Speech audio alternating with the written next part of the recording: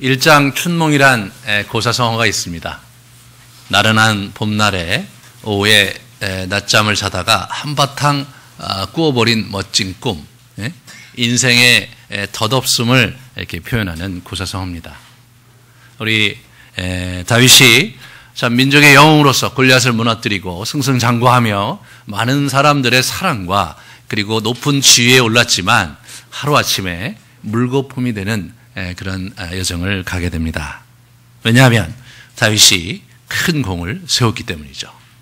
이게 참 인생의 아이러니입니다. 자기는 정말로 충성하고 정말로 열심히 잘 했는데, 그리고 결과도 참 좋았는데 자기를 미워하는 자가 자기를 넘어뜨리고 자기를 그 코너로 몰아버리고 그러면서 모든 것을 잃어버리는 비극적인 이야기, 그 이야기가 사실 다윗에게도 이제 몰아닥친 거죠.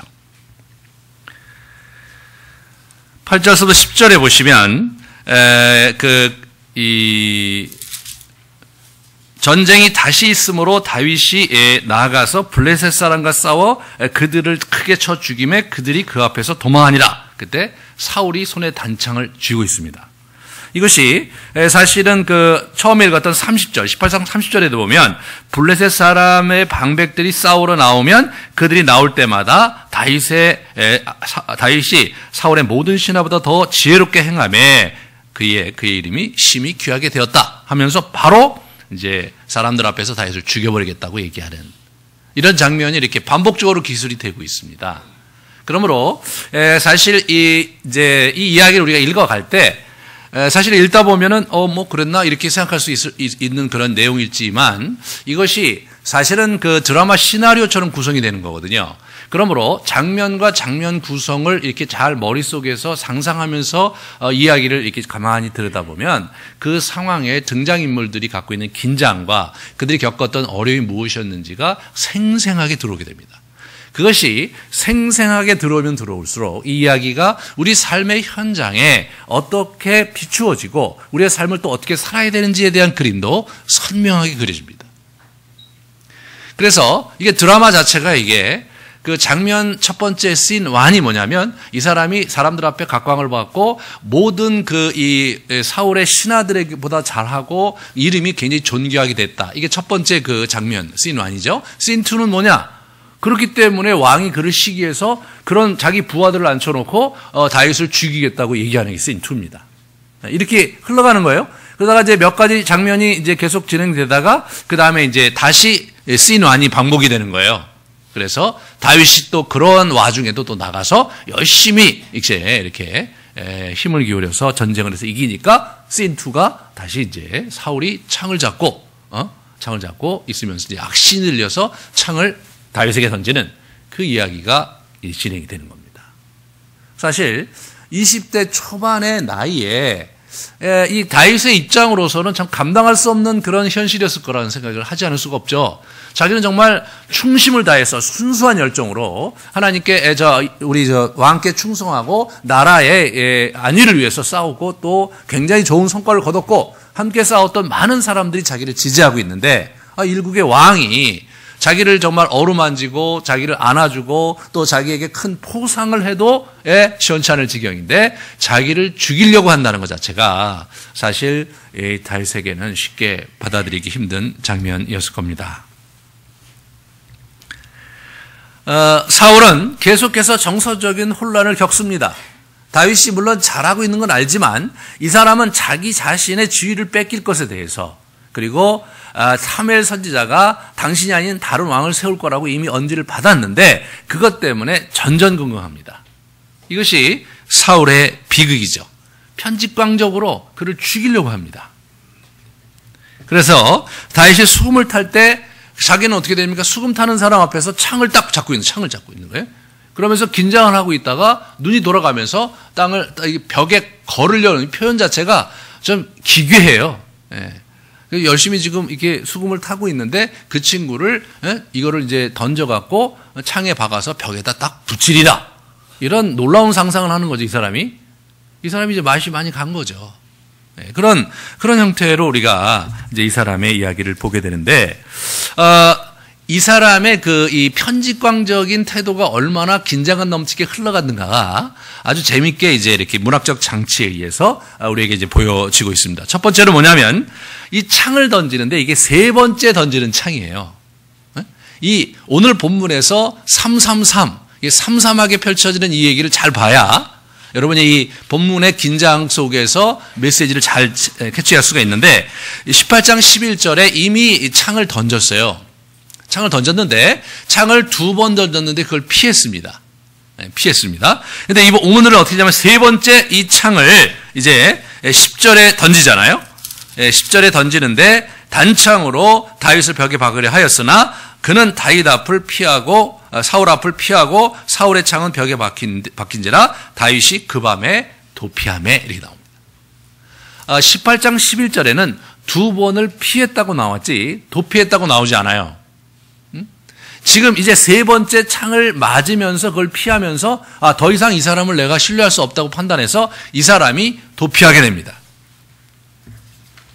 이어서 이 사람이 도피를 하는데 어디로 가냐면 자기 아내 미갈이 자기 집으로 간 거예요. 그런 걸로 봐서 그때까지는 그 긴장도를 그렇게 크게 느끼지는 않았던 것 같아요. 그래서 자기 집에 일단 피하고 왕이 지금 악신 들려서 그러니까 일단은 피하고 보자 그래서 이제 아주 그 편안하게 잠을 자려고 하는데 미갈이 와서 얘기를 하는 거죠. 당신 오늘 밤을 넘기기가 힘들다. 내일 아침이면 죽을 수 있으니까 오늘 피해야 된다는 얘기를 이제 듣습니다. 그 장면에서도 죽음의 사자, 암살 지령을 내려갖고 아침에 일어나면 죽여라고 이렇게 아침에 일어나면 죽이라고 암살 지령을 받고 죽음의 사자 전령을 보내는데 세 차례 보냅니다. 그래서 11절과 14절과 15절에 이제 세 차례 보내면서 마지막으로는 그가 아프다고 그러니까 어떻게 됩니까? 침대째 데려와라. 내가 죽여버리겠다. 굉장히 그 광기 어린 모습을 보게 돼요. 침대째 데려와. 자기가 죽여버리겠다. 그런 면에서 이 사람이 느꼈던 긴장이 얼마나 컸겠는가, 다윗이 느꼈던 긴장이 얼마나 컸겠는가, 이런 부분들을 이렇게 우리가 확인할 수가 있는 거죠. 오늘 또 다른 3이 있는데 그게 뭐냐면 세 사람의 도움을 받아요. 요나단의 도움을 받고, 그 다음에 미갈의 도움을 받고, 그 다음에 사무엘의 도움을 받습니다. 그러니까 지금 오늘 본문에서 이 상황이 굉장히 비극적으로 흘러가고 있거든요. 그런 비극적으로 흘러가는 장면을 굉장히 그 드라마틱하게 표현하려고 저자가 그렇게 이제 이렇게 컬트 무비 만들듯이 플롯 자체가 컬트 무비예요. 이게 가듯이 이게 333이 이렇게 막 얽히면서 흘러가고 있는 걸 보게 되죠. 요나단이 굉장히 지혜롭게 간청을 합니다. 아버지를 설득하면서 아버지 어떻게 왜 죄를 지으려고 하느냐? 다윗은 죄진 적도 없고 나라의 유익이 됐고 당신도 그거 기뻐하지 않았느냐? 왜 당신이 다윗을 죽여서 죄를 범하려고 하느냐? 이런 설득을 이제 하자. 그 얘기 들을 때 뭐 또 정신이 멀쩡하니까 맞는 얘기니까 또 그렇게 하겠다. 그리고 또 맹세까지 해요. 이제 이게 이제 이런 성격, 이 성격 장애자들이 갖고 있는 특징이죠. 그래서 아주 맹세까지 하고 막 정색을 하고 그러면서 뭐 잘할 것 같이 얘기하다가 이게 돌았으면 또 다른 얘기하고. 이제 그런 사람들을 우리가 이제 인생을 살다 보면 이제 이렇게 많이 이렇게 경험하게 되는데 상당히 조심해야 되는 거죠. 상당히 조심해야 되는 겁니다. 그러니까 우리가 이제 인생을 살면서 이런 사람들을 이제 저도 몇 차례 만났는데 참 어렵더라고요. 이제 그럴 때 우리가 이제 지혜를 해야 될 건 뭐냐면 이 사람에 대한 평가가 어떻게 들리는가? 양극단으로 이렇게 평가가 갈리면요. 그러면 이분에게 이제 전격적으로 어려움이 있다고 생각을 해야 돼요. 사람은 그 폭이 나름대로 좀 이렇게 어느 정도는 있지만 이 극단적으로 갈리는 경우에는 그러면 조심하셔야 됩니다. 그래서 한쪽의 얘기만 자꾸 들으시고 계속해서 그렇게 가다가는 어디로 갈지 몰라요. 이분이 그런 성격의 소유자입니다. 그래서 한때는 뭐 굉장히 하나님의 사람이었고 그리고 뭐 민족의 영웅이었지만 지금은 자기의 권력욕에 완전히 이제 매몰돼 갖고 죄를 짓지도 않고 정말 자기가 높이 들어서야 되는 자기의 부마, 자기 사위인데도 불구하고 그를 죽이려고 하는 어처구니 없는 그런 일을 벌이고 있습니다. 요나단의 그러한 충정도 배려도 소용이 없죠. 그리고 미갈이 이제 그 자기 아내가 또 이제 이 사람을 도와주면서 이렇게 하는데 17절에 보시면 미갈이 숨겨서 이제 도망시켜 준 것에 대해서 너는 어찌하여 이처럼 나를 속여 내 대적을 놓아 피하게 하였느냐? 미갈이 뭐라고 했냐면 그가 나를 죽이려고 했습니다. 이런 얘기를 하는데 여기서 이 사람의 입에서 뭐가 나오냐면 내 대적이라는 말이 나옵니다. 어떻게 그 사람이 대적입니까, 여러분? 어떻게 다윗이 대적이에요? 자기의 사랑스러운 신하고, 자기의 충성된 부하고, 자기의 사랑하는 딸의 그 남편이잖아요. 그러니까 나의 대적이다 이렇게 얘기합니다. 대적이다. 우리가 이제 이렇게 인생이 망가지는 사람들의 특징이 뭐냐면 싸워야 될 싸움을 싸우지 않고, 직면해야 될 현실을 직면하지 않고, 엄한 데에서 엄한 문제로 씨름하면서 세월을 보내는 겁니다. 우리 인생에 정말로 직면해야 될 현실이 있고요. 또 직면해야 될 자기 자신의 모습이 있습니다. 그리고 정말로 싸워야 될 싸움이 있어요. 우리 인생을 진전시키고 우리가 가치 있고 의미 있는 인생을 살려고 한다면 정말 그런 것들을 통과해야 되는, 그런 직면해야 되는 그 길목들이 있어요. 그런데 그 길목을 직면하기보다 그것을 피하면서 그러면서 엉뚱한 싸움을 우리가 하게 될 경우에 우리 인생이 그냥 쭉 무너져 가는 겁니다. 지금 쭉 무너져 가는 거예요. 근데 저와 여러분도 우리 인생을 살아가면서 그럴 수가 있잖아요.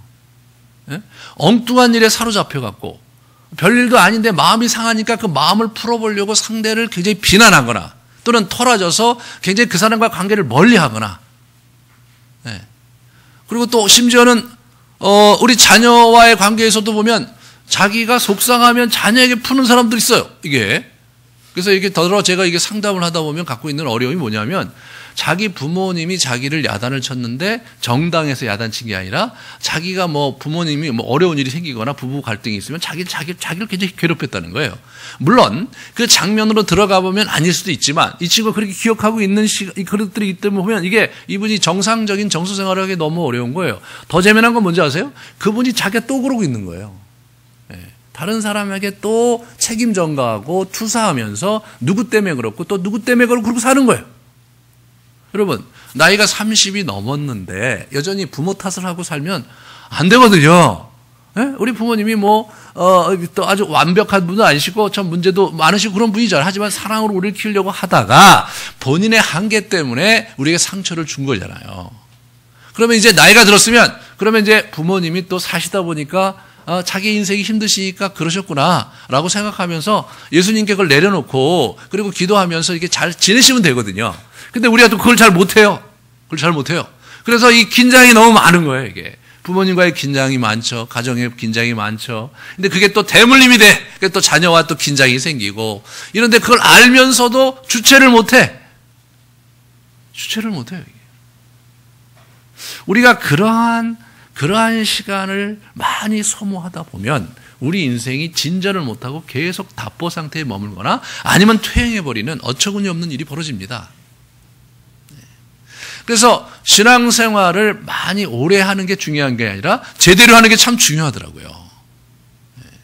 그래서 나의 입장에서 하나님께 나아가서 나를 도와달라고 하는 그런 차원의 신앙생활을 넘어서서 하나님 보시기에는 정말 어떠한가? 내가 하는 행동 자체가 하나님 보시기에 합당하고 객관적으로 볼 때 내가 제대로 여기 머물러 있는 것인가에 대해서 성찰할 수 있는 그런 우리의 여유와 또 그런 기도 생활이 우리에게 필요한 겁니다. 우리 이 사울을 가만히 보면 사실 사울도 죄를 졌고 다윗도 죄를 졌거든요. 그런데 다윗이 지은 죄가 훨씬 더 파렴치하고 나쁜 놈이거든요. 그런데 실제로 인생을 잃어버린 사람은 다윗이 아니라 사울이었어요. 왜 그랬는가? 사울의 이야기를 계속 여러분이 보시면 이제 여러분 잘 보셔야 되는 부분이 이 사람이 자기 관점을 안 바꿔요. 자기 생각을 안 바꿔요. 그 누구 얘기도 안 들어요. 이게 여러분과 저의 모습일 수 있다는 것을 잘 봐야 합니다. 지금 어떻게 다윗을 죽인다고 문제가 해결되냐 말이에요. 자, 다윗을 죽이면 어떻게 해요? 하나님은 또 다른 다윗을 준비하실 거 아닙니까? 그러면 있는 놈들을 다 죽이면 살 거예요? 어떻게 할 거예요? 자기가 정말 다윗과 딜을 해야 되는 게 아니라 하나님과 딜을 하고 하나님 앞 붙들고 이 문제를 해결해 달라고 회개하면서 그 하나님과의 관계에서 문제를 해결해야 되는데 하나님과의 관계에서 문제를 해결하는 것이 아니라 내 주변에 있는 사람을 붙들고 투사하면서 저놈 때문에 안 된다고 생각하는. 여러분 우리가 그렇게 지낼 때가 많은 거예요.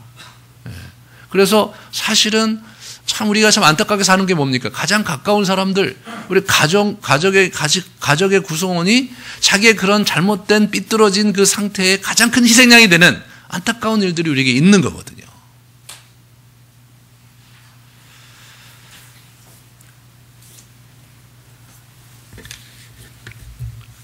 사무엘을 만나서 또 사무엘의 용납과 위로와 보호를 이렇게 얻게 되는 장면을 우리가 18절에서 20절을 보게 됩니다. 사무엘에 가서 다 선을 했어요. 다 선을 했습니다. 그러니까 사무엘의 그 얘기를 듣고 자기 집에 들어가서 거기 같이 기거를 했어요. 나중에 이제 그 얘기를 우리 다윗이 우리 사무엘의 집에 있다는 얘기를 듣고 노발대발해갖고 또 죽음의 사자를 보내는 장면입니다. 근데 아주 재밌는 건 뭐냐면 사무엘의 위로와 권면과 나름대로 힘을 준 것은 사실이고 그 전령을 막아준 것도 사실이지만 다윗이 갖고 있는 근본적인 문제를 해결해 주지 않는 거예요. 다윗은 지금 도망자의 삶을 사는데 억울하게 도망가고 있습니다. 그러면 억울한 거를 풀어주면서 다윗이 자기 집으로 돌아가게 하는 것이 제가 볼 때 사무엘이 해야 될 일 같은데 그걸 안 하는 거예요. 그걸 안 하는 거예요. 이것이 이제 다윗의 인생의 큰 비애죠. 그래서 자기가 지난 수년간 가졌던 그 영화와 또 사람들에 대한 인기와 사랑, 그 모든 것들이 일잔춘몽으로 이제 꿈처럼 지나가 버리고 이제 먹구름 앞에 자기 인생을 직면하게 됩니다. 그는 블레셋과의 전투에서 공로를 하나도 인정받지 못했습니다. 하나도 인정받지 못해요. 부마로서의 지위 아무런 도움이 안 됩니다. 얼마 전까지 골리앗을 무너뜨린 후에 받았던 영광과 찬사 하루아침에 물거품이 됩니다. 이제 우리가 계속해서 이 사람 얘기를 들어보면 나중에는 이 사람을 고발하고 죽었으면 하는 사람들이 나타나기 시작해요. 그게 민심이더라고요. 그게 인기고 그런 부분에서 이분이 이제 죽음의 그림자가 이렇게 땅거미처럼 올라와서 자기를 압도하는 것을 이제 경험하게 됩니다.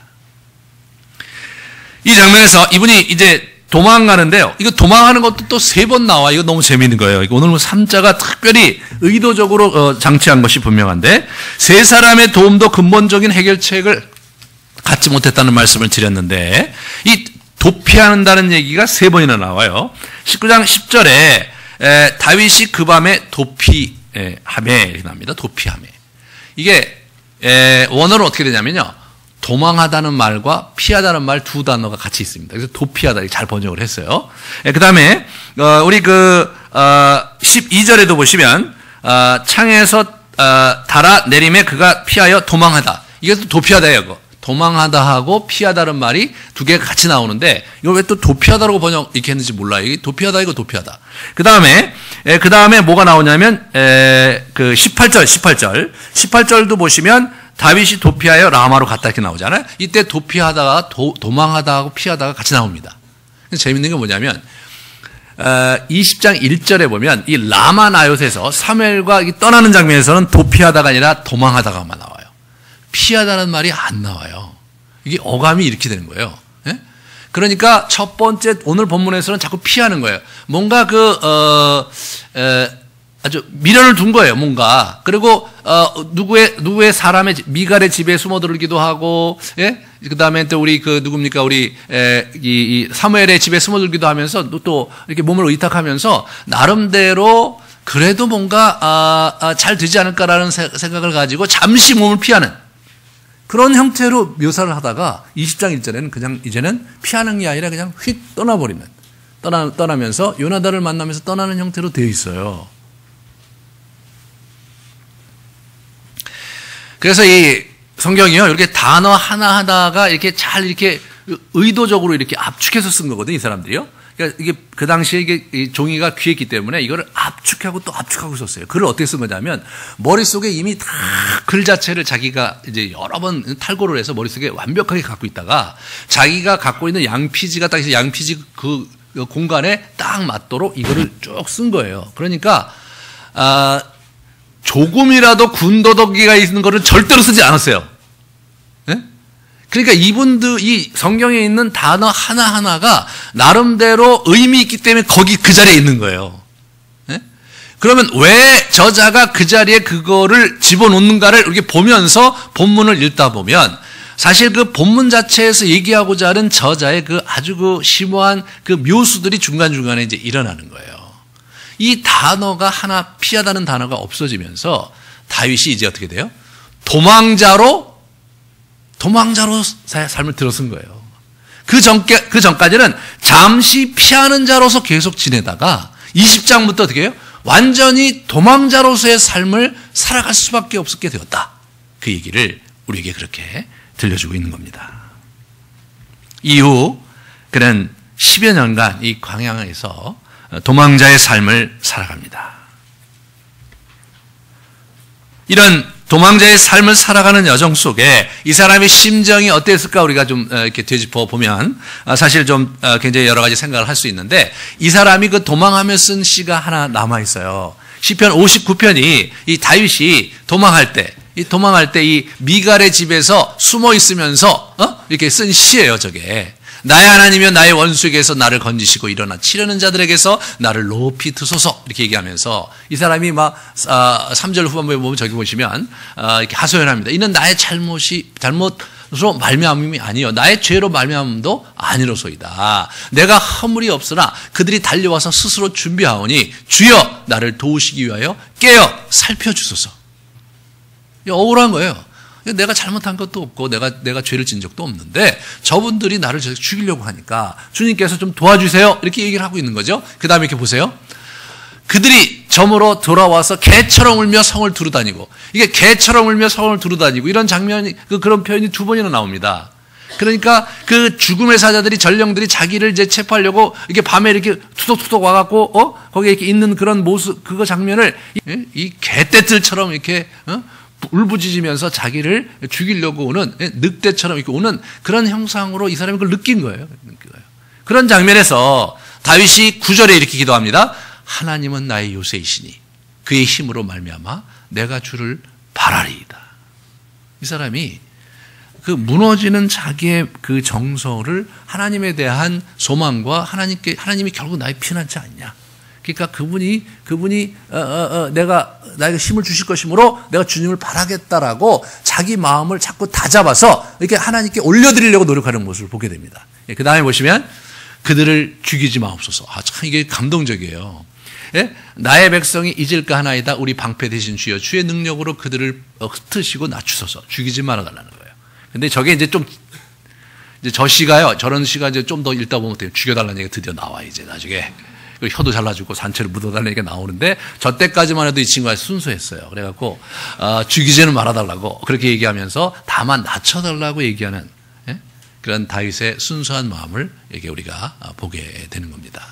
그래서 그 다음에 이렇게 보세요. 그 다음에 그들에게 점으로 돌아와서 개처럼 울며 성으로 두루 다니게 하소서. 두루 찾는데 못 찾게 해달라는 거예요. 빈손으로 가게 해달라는 거예요. 하나님은 나의 요새이시며 나를 긍휼히 여기시는 하나님이십니다.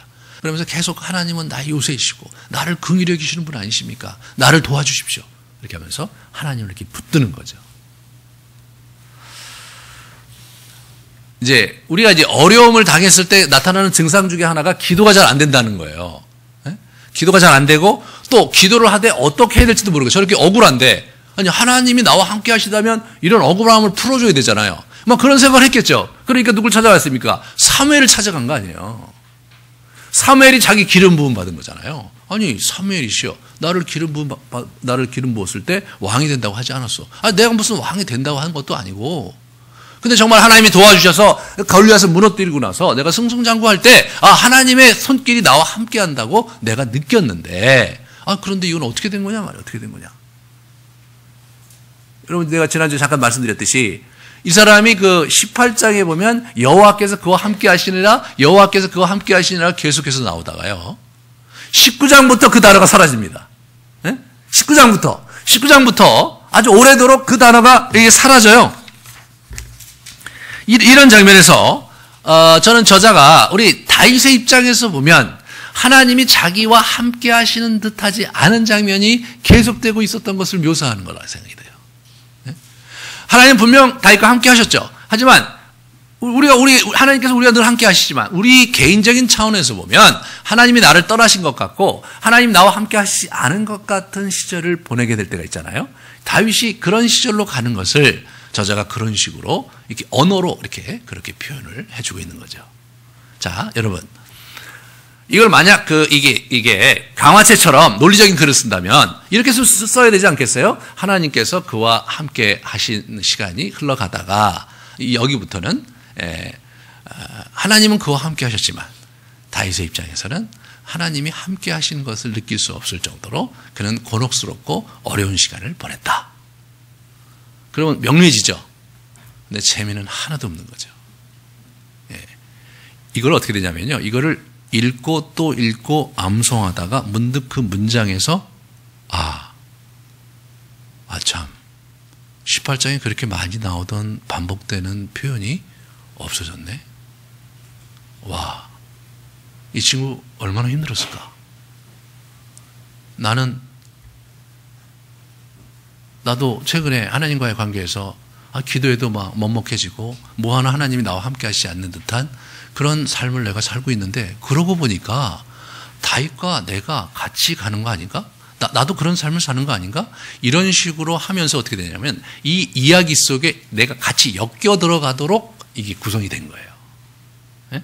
일반 소설과는 완전히 다른 거예요, 이 성경이요.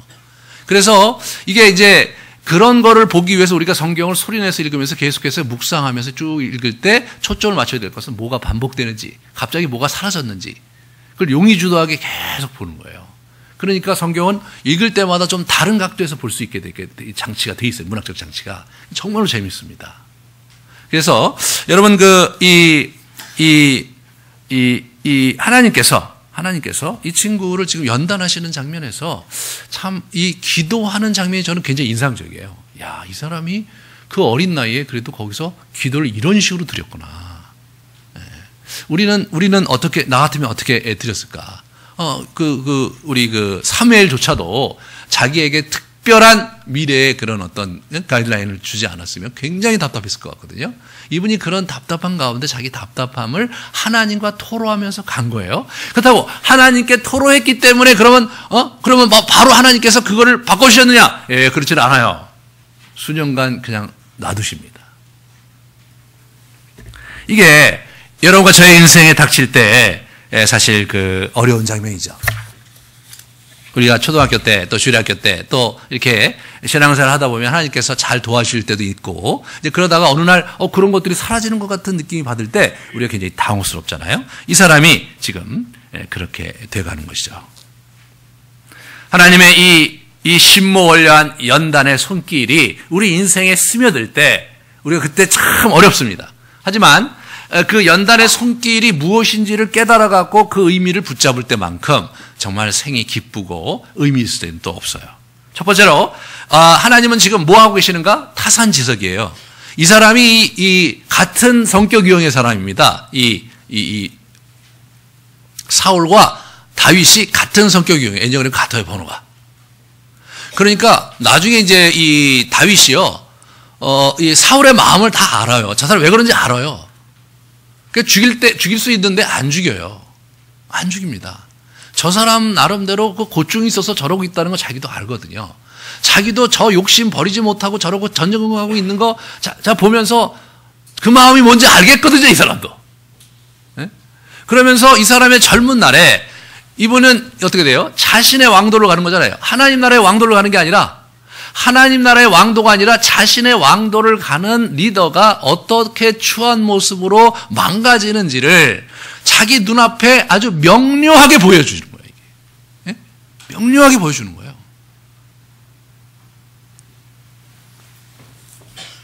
우리의 인생을 이렇게 살다 보면 우리에게 기쁨과 유익이 주는 분들도 있지만 더러는 그렇지 않은 분들이 있어요. 예? 그럴 때 우리가 어떻게 저런 사람이 있나 막 이렇게 거기에 낙담하기보다는 내가 그 사람에게서 무엇을 배울까를 이렇게 고민하는 것이 사실 바른 태도입니다. 사실 제가 이렇게 제 과거를 이렇게 돌아보면 저에게 긍정적인 영향을 준 사람보다는 저에게 부정적인 아픔을 준 사람이 제 인생에 훨씬 더 유익했던 것 같아요. 결론적으로는. 네? 그 사람 때문에 몇 년을 헤매고 그 사람 때문에 정말 수도 없이 정말 어려움하고 때로 막 너무나 힘들어서 막 뭘 내던지도 하고 그러면서 씨름하면서 내가 이 문제를 가지고 하나님과 어떻게 극복해야 되는지 때로 막 확 쳐버리고 싶고 그런 어떤 긴장과 갈등 속에서 스트럭을 하면서 하나님 안에서 그 문제를 해결하게 나갈 때 우리가 정말로 더 깊은 세계로 이렇게 쭉 들어가면서 궁극적으로 내가 누구이며 내가 뭘 해야 되는 존재인지를 깨닫게 되는 거거든요.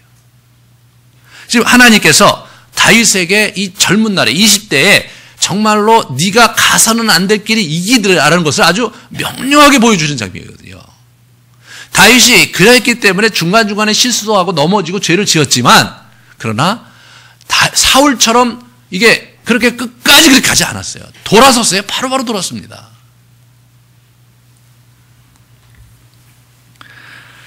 하나님께서 다윗을 도망자의 삶으로 내보내지 이게 하신 이게 묘수가 하나 뭐냐면 우리 그 사무엘의 집에 있었는데 다윗이 전령을 보냈을 때 사무엘이 선지자들 데리고 그 전령을 이렇게 마주 나갑니다. 그 군대가 오지 않았겠어요? 군대가 체포하려고.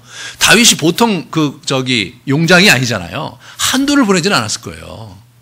맞붙어 싸우면 다윗을 제압할 만한 나름대로 숫자를 보냈겠죠. 그 앞에 이제 이 사람이 자기가 진두지휘를 하면서 사무엘이 나가는 거예요. 뒤에 이제 선지자들이 있어요. 이때 막 예언을 합니다. 예언. 하나님의 영이 임해서 예언을 해요. 그러면서 그들이 제압당하는 보는 거예요. 그들이 또 예언을 해요. 근데 여기서 예언하는 말을 이게 두 가지 뜻이 있어요. 예언이요.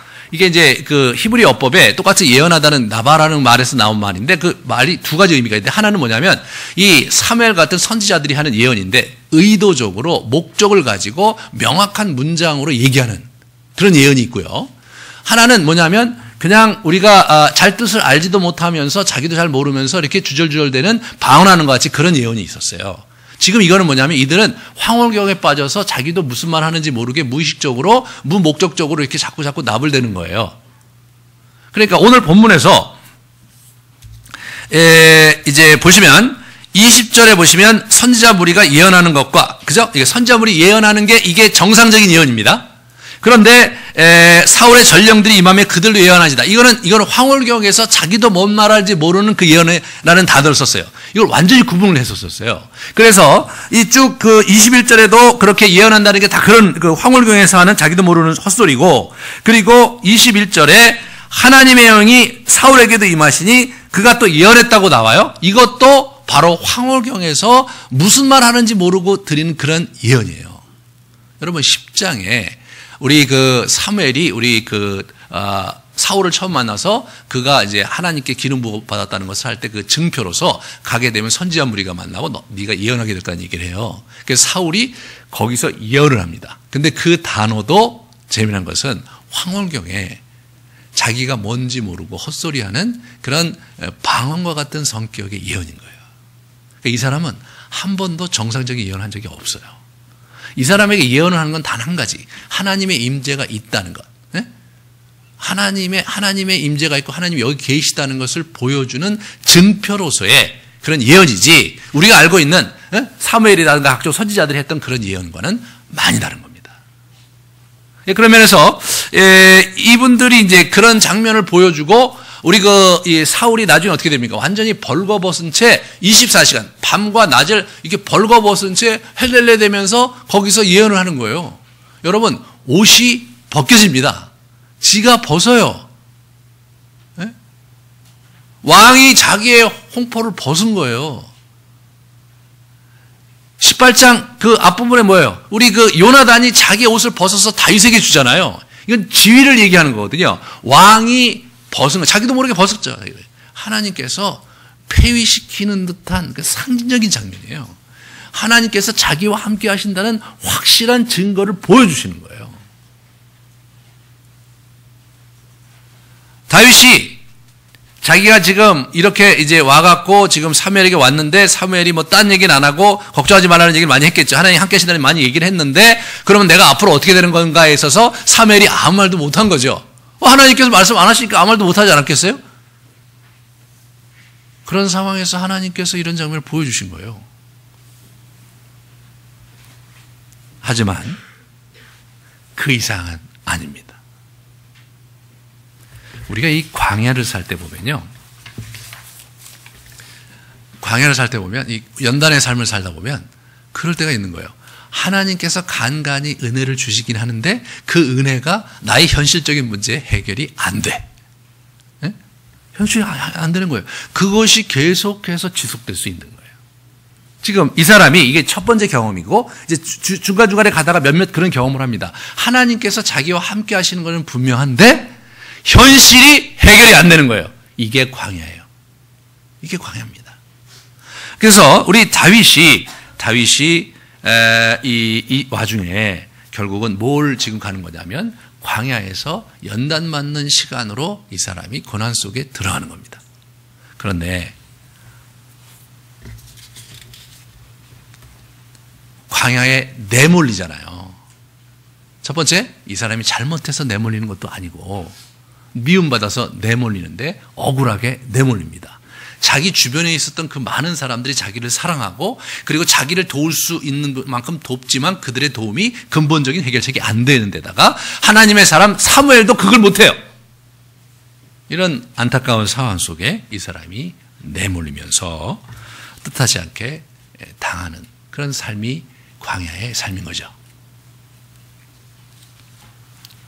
이 광야에서 다윗이 어떻게 살아가야 될지 이런 부분이 이제 오늘 이제 다음 주부터 우리 같이 나눠야 될 부분입니다. 오늘날 우리도 이런 고난 속에 연단 속에 우리가 살게 될 때가 많고 더러는 지금 그런 중에 계신 분들도 있는데 이 고난을 받아들이는 자세에 대해서 우리가 많은 것을 익히고 배워야 됩니다.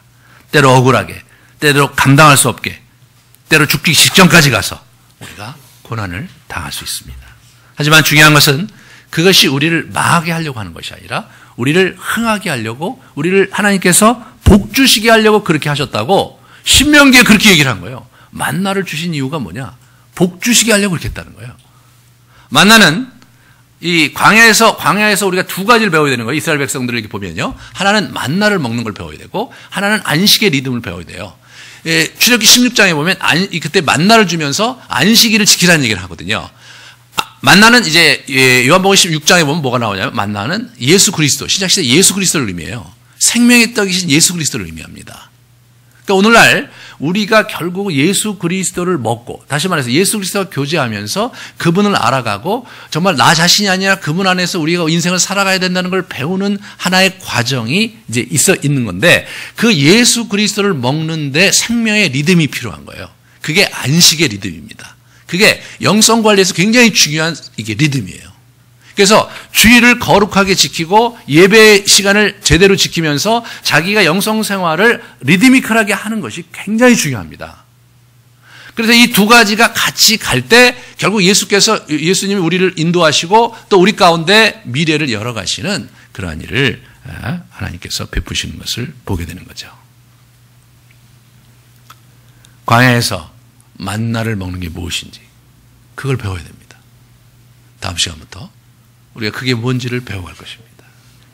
동시에 이 사람이 이제 만나에서 이제 광야에서 다른 사람을 도울 수 있는 이게 마음의 공간이 넓어지는 장면을 보게 돼요. 그래서 아들랑굴에 나중에 20지에 도망가면 거기서 환난당한 모든 자와 빚진 모든 자와 마음이 원통한 자가 다 그에게로 모였는데 자그마치 400명이나 모였어요.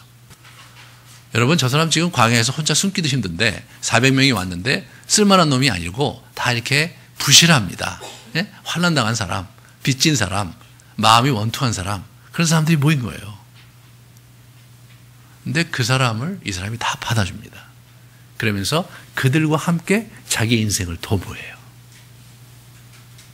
우리가 이제 우리가 인생을 살아가면서 우리도 좀 힘든 어려움을 겪지만 오늘 이제 우리 이제 구제부에 대해서 얘기하기 때문에 잠깐 좀 적용을 하는데 참 이러한 삶의 여정 속에서 결국 우리가 하나님을 사랑하고 이웃을 사랑하는 사람으로 바뀌어가는 겁니다. 그리고 자기의 존재 가치에 걸맞는 인생을 살아가는 사람으로 우리가 변화돼가는 거예요. 잘 먹고 잘 사는 게 아니라 이런 부분이 기독교의 도에 굉장히 중요한 도인데 이 사무엘 상하에 이 다윗의 여정 속에 이게 알알이 박혀 있습니다. 다윗의 이야기가 왜 재밌냐면 시편이 있기 때문에 재밌어요. 그 사람의 육성을 같이 들을 수 있거든요.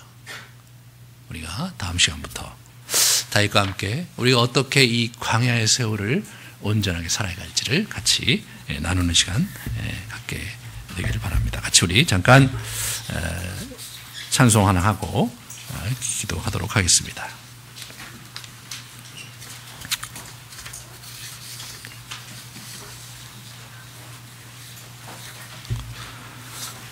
내 영이 주를 찬양합니다. 같이 부르시겠습니다.